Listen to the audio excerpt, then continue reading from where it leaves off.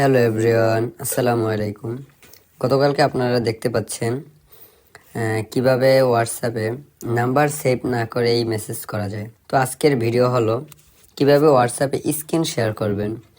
কেননা আপনি বিদেশ থাকেন, যেখানেই থাকেন না কেন, আপনি দেখতে পারবেন আপনার প্রিয় মানুষটি কার সাথে কথা বলছে, কি করছে, সব কিছুই আপনি দেখতে পারবেন। এমনকি আপনি সেখানে বসে তাও ঠিক করে দিতে পারবেন। মূল ভিডিওতে যাওয়ার আগে ছোট্ট একটা রিকোয়েস্ট, চ্যানেলে যারা নতুন আছেন প্লিজ সাবস্ক্রাইব করে বেল আইকনটি অন করে দেন। যাই হোক, মূল ভিডিও শুরু করা যাক। ফার্স্ট অফ অল আপনারা আপনার কাঙ্ক্ষিত ডিভাইস থেকে হোয়াটসঅ্যাপ অ্যাপে চলে যাবেন।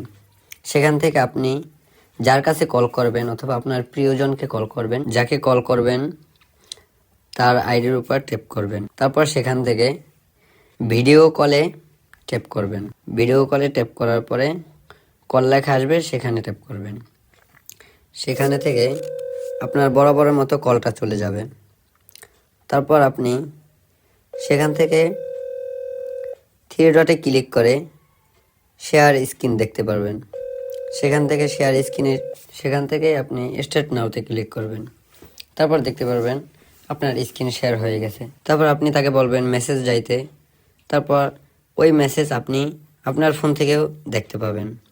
তারপর আপনি ডায়ালে যাইতে বলবেন, ডায়ালে যা কিছু আছে দেখতে পারবেন, গ্যালারি সব কিছু দেখতে পারবেন। যেখানে যাইতে বলবে সেখানেই সব কিছু দেখতে পারবেন।